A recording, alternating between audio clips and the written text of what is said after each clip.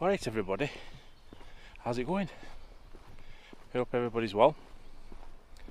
Hi, what I thought I'd do is just get a quick update on me sleeping using CPAP, and I'm pleased to report it's pretty good, very good. Although I did have a night where it all went a bit wrong, a bit scary. I'll talk about that in a bit. So I'm out and about, just stretching my legs. It's been really sort of warm over here in the UK. It's been like 27 degrees, which is not a lot of heat for some countries, but we seem to come to a standstill quite literally when we get hot weather, let's say. And tonight, it's an evening that I'm doing this, it's dropped a bit the temperature, so it's about 14 degrees. So it's alright, I can walk without getting out of breath and stuff. Just taking my time. So, I also wanted to talk about anxiety and how that affects me in my day to day, and probably give you some insight into what I do to sort of get around it. So, you know, some people have it and it stops them doing stuff, and it reminded me, I watched my mate's video, he's on YouTube, James. Alright lad, so James has been on YouTube for a couple of years. He does two really good channels, To the Curb, which is brilliant, and it's all about his life when he lost everything and decided to discover van life, and it's interesting, really good. And also Behind the Curb, which he does, which I'm glad he does, because it shows people how to sort of set up and that for YouTube. It's got some good instant tips and behind the scenes stuff. And on one of his vlogs, if you like, he mentioned that having that feeling, that overwhelming, that can stop you doing things in your day to day, or missed opportunities that you might have done.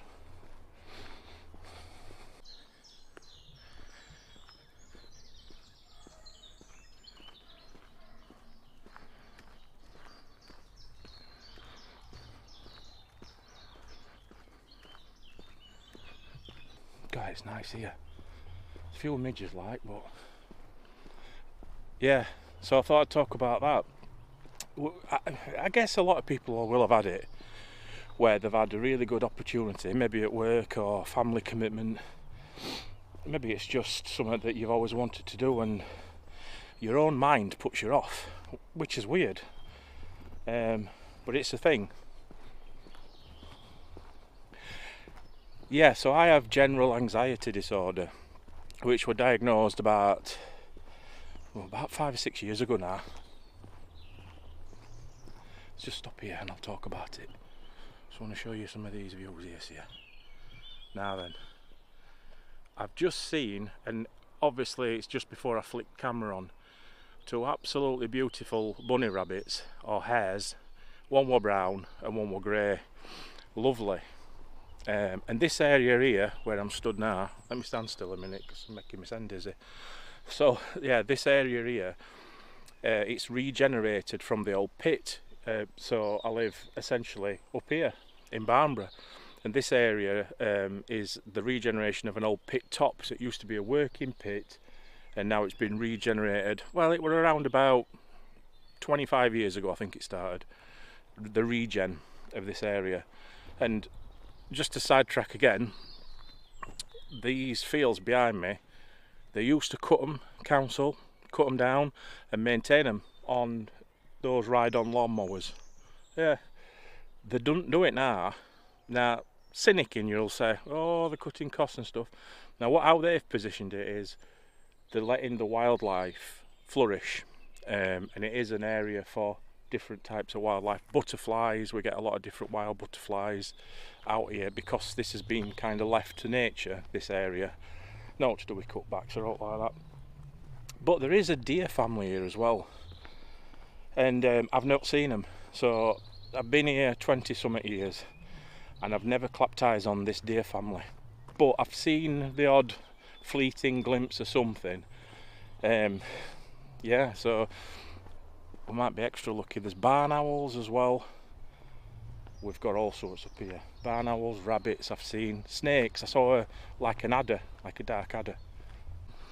Any road up, I'm not right up on my nature and stuff, although you can get apps and that, fair enough. No, what I was talking about were the anxiety, the general anxiety disorder that I'm diagnosed with. And yeah, I've lived with it for a while. And I probably used to have it before I was diagnosed, if I'm honest. At school I were always quite anxious.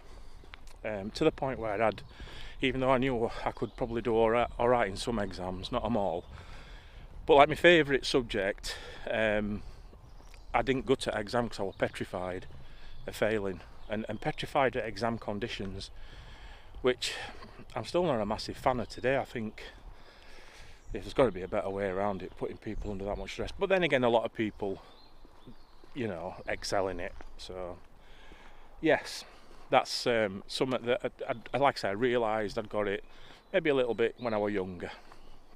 And how it represents today in my life is not as severe. Now don't get me wrong, some days I can't really go for much, I can't really do all that extraordinary, and some days I'm a bit quiet. And a lot of people that I know that might even watch this will say, bullshit, you're always pissing about.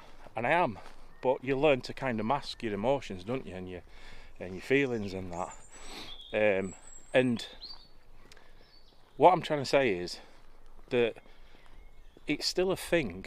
There's not really a cure, but I adapted ways to sort of deal with it day to day. I had therapy. We had a tragic event in 2017 that I might talk about on one of my videos, but I'm not 100% comfortable this evening going into detail. Probably for another time actually. But everybody has these minor things in their life, or major, that completely chuck everything out of kilter, don't they?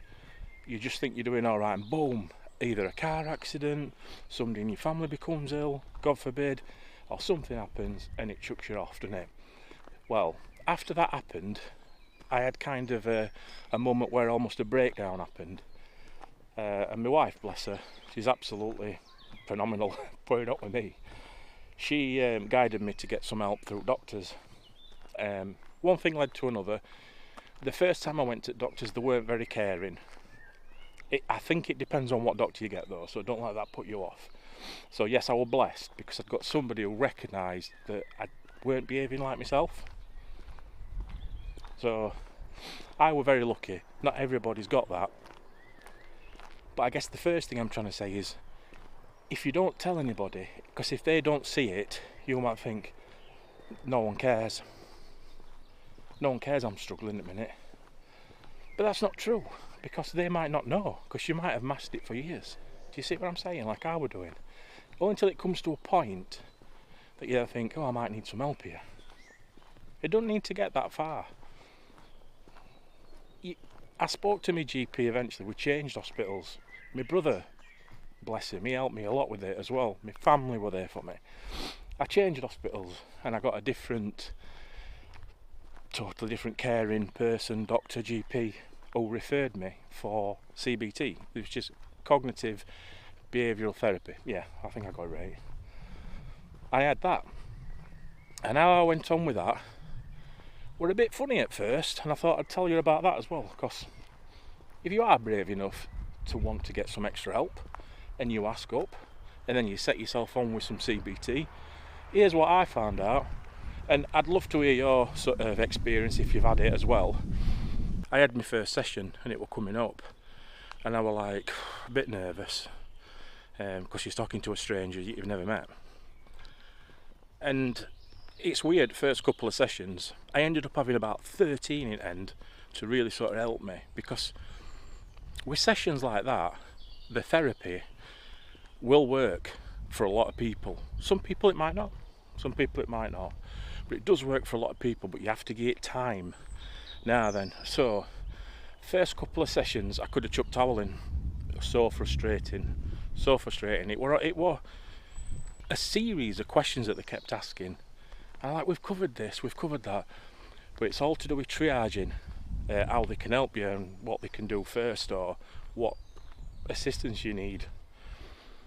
So it's clever, but the first couple of sessions I would say have a very open mind and be prepared for kind of having that courage and dig down and say, be truthful and tell them exactly what's happening, which scenario, how you feel. They're not judging you. They were certainly non-judgmental. After a few sessions, I noticed that things were sort of beginning to fall into place. They give you things to do and things to practice, and ways of reframing thoughts, because what it was with me, I was getting all these nonsense thoughts, I call them, and they come into your head and they'll say things like, you'll want to do something, and they'll say, you can't do that. Example, YouTube.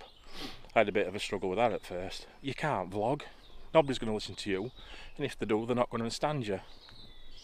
You're no good, you're boring, no, you're not saying out. What if your family get embarrassed? What if?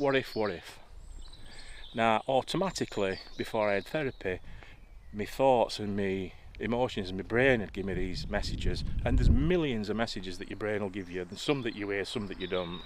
So it's not always, you know, it's not unique to me. I've heard other people talk about this. So you'll get these initial thoughts that come in, and you've just got to learn how I did it, where I learned to hear the thoughts, listen to them, analyse them, and then I wrote them down when it started happening. All the sort of useless thoughts that I were getting that were holding me back. I wrote them down, and I wrote, this is what my thoughts are, and this is what my brain's telling me the outcome's going to be. And honestly, that's powerful, that writing stuff down.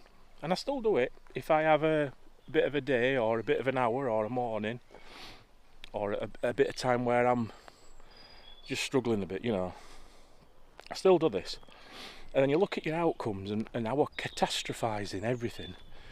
So, for example, and my experience anyway, other people's may vary, but I were really nervous about my colleagues seeing me back at work after this event. I'd got some presentation work to do where I had to stand in front of people, so I had to sort of get on with that, if you like. And it come in really handy, these sessions that I had, a CBT, because when you look at everything that you've listed and you look at the possible outcome, mine were, if I stand on stage and present, I'll look an idiot, I'll look a right tit, okay? I'll make a balls of it, maybe. People will laugh, people will just take piss. So, they might. But what's the possibility of that happening with me? I was standing up, doing a job for work in front of my colleagues who cared about me, and I care about them. It were a job that were quite difficult, but I'll be honest with you, even like general managers where I work didn't fancy doing a stint on stage, because that's different, isn't it? The difference for me is I really enjoy that type of thing. It was myself stopping me enjoying it. Do you know what I mean? So when I looked at all these scenarios, the chances of them happening were nil, just about. The only thing were if I fluffed my lines, you know, or if I got it wrong. So then I read something into this, quite interesting, about going to do something and wanting to do it well. You will be nervous, and that's not a bad thing, being nervous about something. It means you want to do it right, and I wanted to do a decent job of it. Do you know what I mean? Oh, it's dark in here, let me move this side. Yeah, I wanted to do a good job of it, so naturally I was going to be nervous. So I practiced, I had the scripts, I went through them, and then I started to feel more relaxed because I was actually preparing, and I was pulling a lot of these doubts into real life. And by doing that and practicing, I then realised that I was preparing, and that's as much as you can do. The rest, you put a smile on. Bear in mind, not a lot of people wanted to do this. and it went brilliant. And that really helped me overall with a lot of things, because it's never as bad as what you think. Hang on, it's dark here. Another thing finally to remember is, if you've experienced a mental health issue, or you've been anxious, and someone comes to you for a bit of advice, don't go into autopilot thinking, I know how to fix this person, or you need to do this, this and this, because everybody's unique, aren't they? So they might have got a lot more going off. And this is the thing with people today. A lot of people mask it well and get on with their life because they've got to, because they can't stand still, because life's too quick, life's too busy, everything's happening around them, right? So you don't know. I would say go about it carefully if you're wanting to get advice, but my best advice to people, if you know anybody that's struggling, is get them to talk. Get them first to talk with a friend, or if they're lucky, a family member, or even a good colleague, or you can even ring Samaritans if you're on your own and just sound it out. But I would definitely encourage, and I'm an advocate for this, is therapy is a big thing. They do it in America for everything, I think. Correct me if I'm wrong, my friends overseas, but you can ask for it pretty much for different stages in your life. If you're having a difficult time, or you're wanting to prepare for something, or you've got something that you're frightened of all your life and you want to revisit and understand that. There's lots of different reasons you'd have therapy, but I would say my best advice is gear to go. What have you got to lose? It's funny, if you've got a pot on, people know you've brought your leg and it's going to take time to prepare, don't they? So they're like, oh, leave him alone, he's not playing footy today, or he's got a pot on, make way for him, let him sit down, or what have you.